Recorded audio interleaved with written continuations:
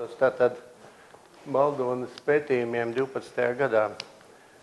Nu, runa ir, tātad mums ir rīcībā Baldonas Šmita teleskops, tas ir paviljons, nu, ladiņsētas matrica. Ladiņsētas matrica nav pārāk liela, jo lielo ladiņsētas matrica iegāde ir saistīta ar lieliem izdevumiem, kas te Latvijas zinātnē nav spēkam pagaidām.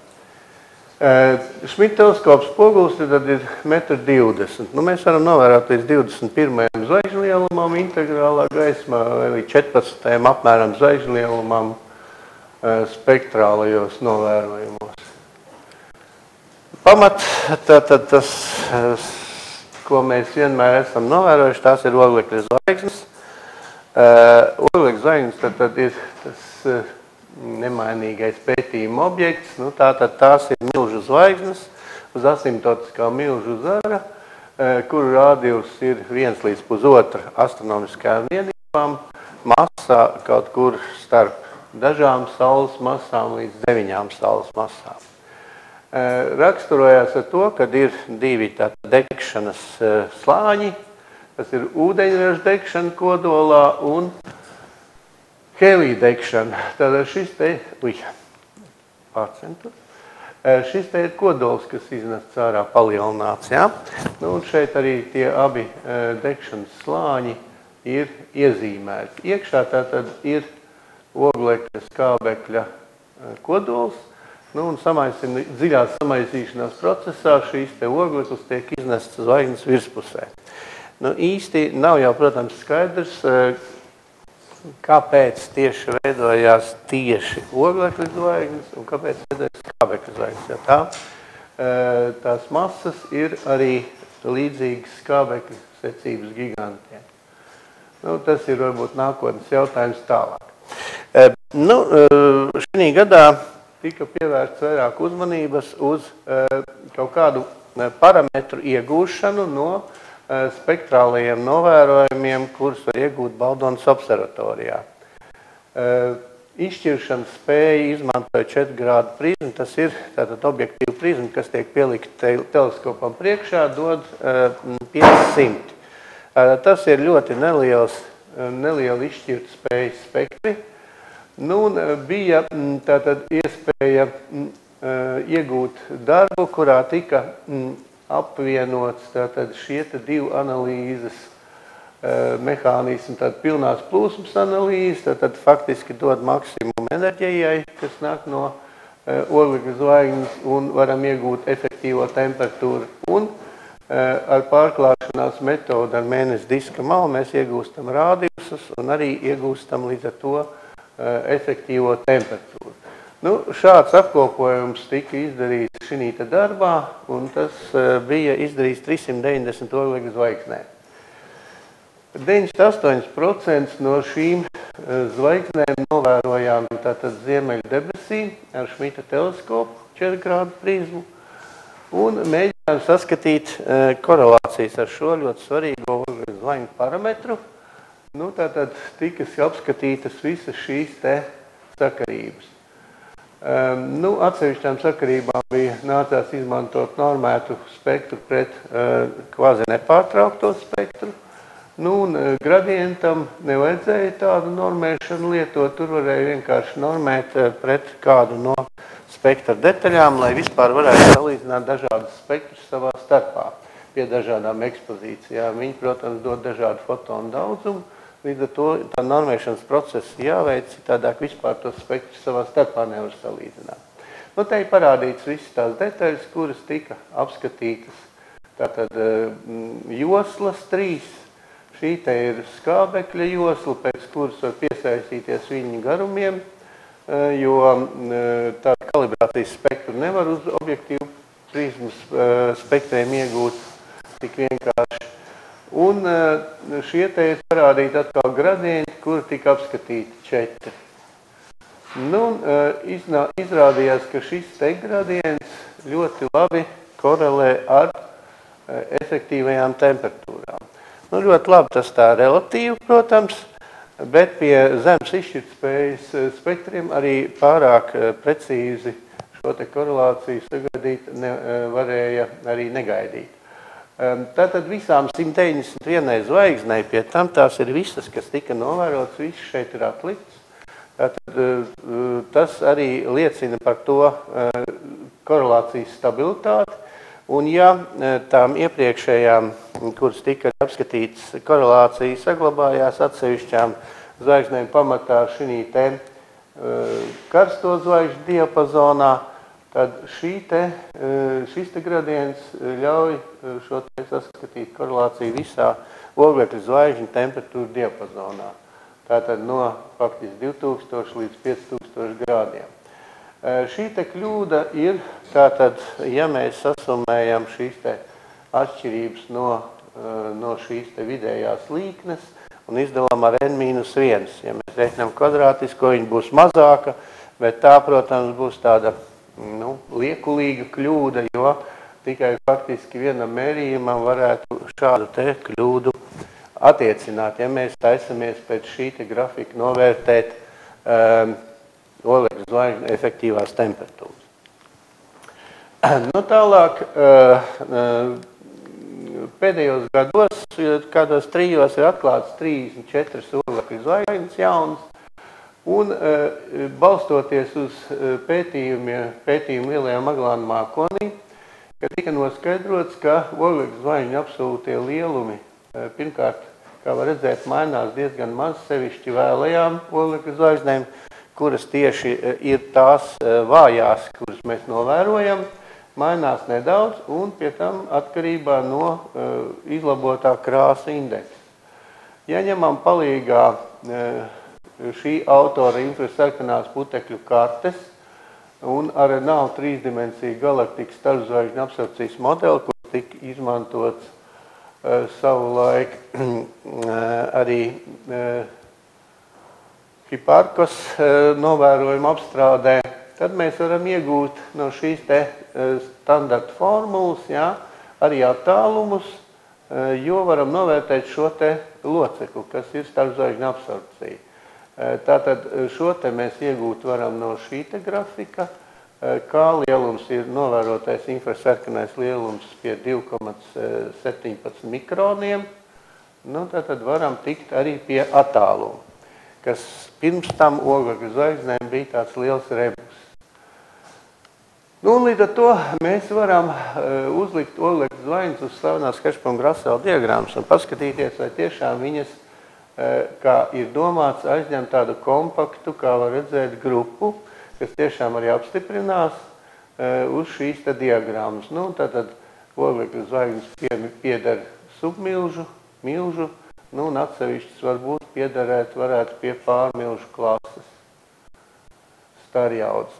Tas raksturo, kad arī ar šādiem nelielas dispersijas spektriem, kādi ir, teiksim, izmantojot objektīvu prizmu, mēs varam iegūt diezgan svarīgus oglekļa zvaigznes parametrus un iedot ierosmi tālākiem pētījumiem ar jau lielajiem teleskopiem, kuriem tātad ir iespējams iegūt lielākas dispersijas spektrus. Metode rāda to, ka pirmkārt ir šie te novērojumi daudz lētāki nekā novērojumi uz lielajiem teleskopiem. Otrkārt, mēs varam aptvert ļoti lielu oglekļa zvaigžņu grupu, ko, protams, nevarēs izdarīt uz lielajiem teleskopiem, kur šis te novērojuma laiks ir ļoti dārgs. Tādas ir iespējas, izmantojot tagad lādiņsaites matricu. Nerunājot par to, ka var arī uzlabot oglekļa zvaigžņu klasifikāciju, jo līdz šim faktiski klasifikācija ir veikta ar acu novērtējumu, lai cik tas jocīgi nebūtu runāt mūsu laikos vēl par tādu lietu, bet principā masveida mērījumi oglekļa zvaigžņu spektros arī pie mazas dispersijas faktiski nav veikti līdz pat šim brīdim. Tālāk var izvietot šīs te mūsu jaunās oglekļa zvaigznes mūsu galaktikas tātad bildītē un varam redzēt, kā tad ir šis te izvietojums šīm te 34 jaunajām zvaigznēm galaktikā. Dažas te nav atlikts, ir arī atrast viena, kur ir 24 kiloparseka attālumā, tātad šī zīmējumā neiet iekšā īsti. Ja apskatās tuvāk, tad var redzēt, ka tās blīvums pamatā tomēr apraksta oglekļa zvaigžņu galaktikas struktūru. Ja paskatās sadalījumu, tad šī virzienā, tad var redzēt, ka tiešām ap Orionu zaru, kas ir, protams, mūsu vietējās oglekļa zvaigznes, tepat mūsu zarā nākošais ir Persēja 1 zars, kur ir maksimums, un tālāk ir, atvainojos, Persēja zars, un tālāk ir Persēja 1 zars. Tātad šis te tālākais zars.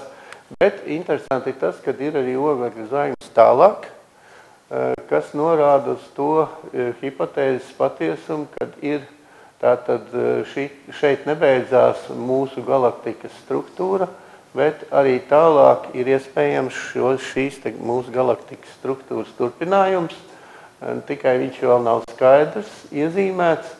Varbūt oglekļa zvaigznes līdzēs arī šī pētījuma jomā.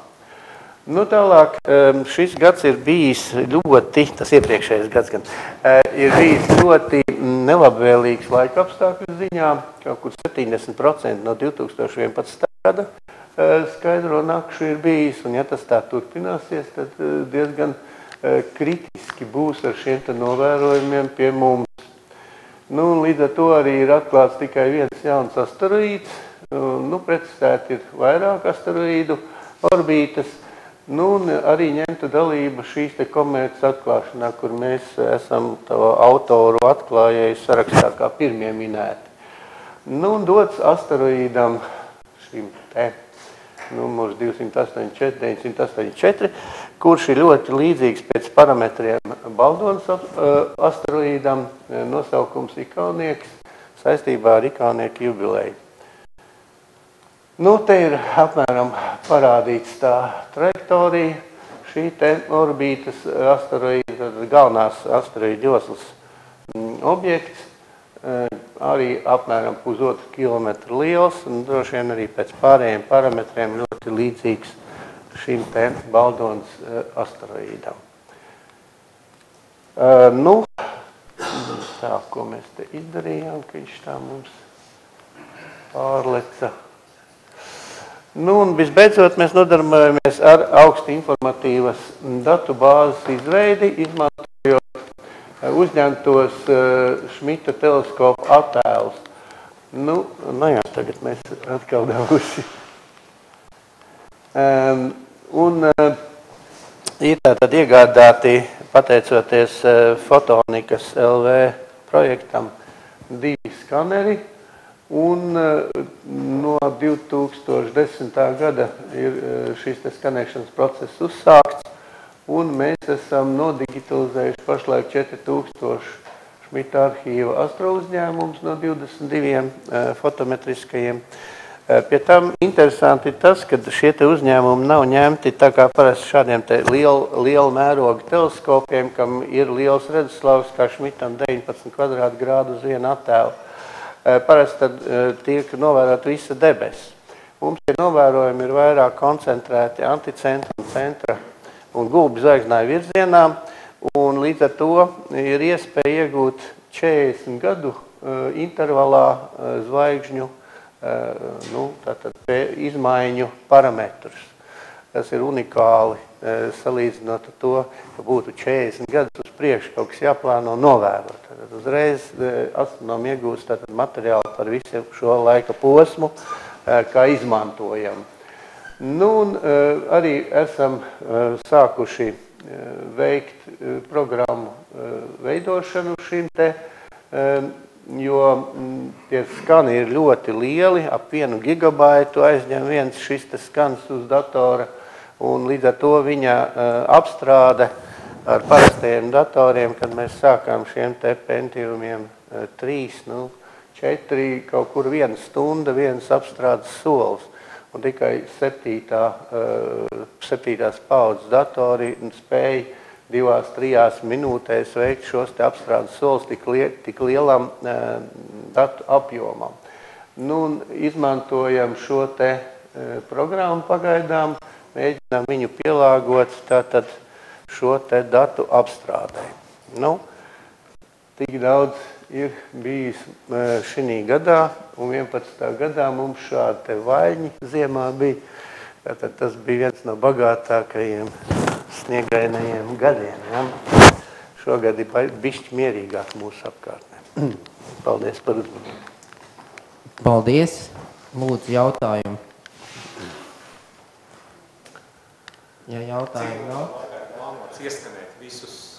Nu, tā to tagad jau var plānot uz priekšu, kamēr bija viens, tas skaners izskatījās ļoti bēdīgi. Tas bija kaut kur 10 gadi, ja? Nu, tagad izskatās, ka iespējams 5 gados, kas tāds puslīdz reāls projekta intervals varētu šo te skanēšanas procesu pabeigt. Vismaz noteikti tanīs apgabalos, kas ir pētīti 40 gadu posmā atkārtot regulāri novērojot. Visi šie dati būs iegūti, ir jau konkrēti domas, kaut kādas programmas, ko tieši tur skatīt un ko tur meklēt 40 gadu garumā?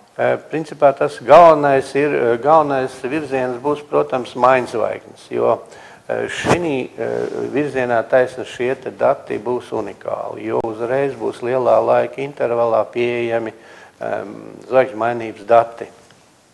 Nu, viņi saistās arī ar atsevišķiem kosmiskiem projektiem, kurus taisās amerikāņi veikt pētījumus gulbju apgabalā, tā kā iespējams, kad varēs kaut kā sasaistīt šos te pētījumus. Ja.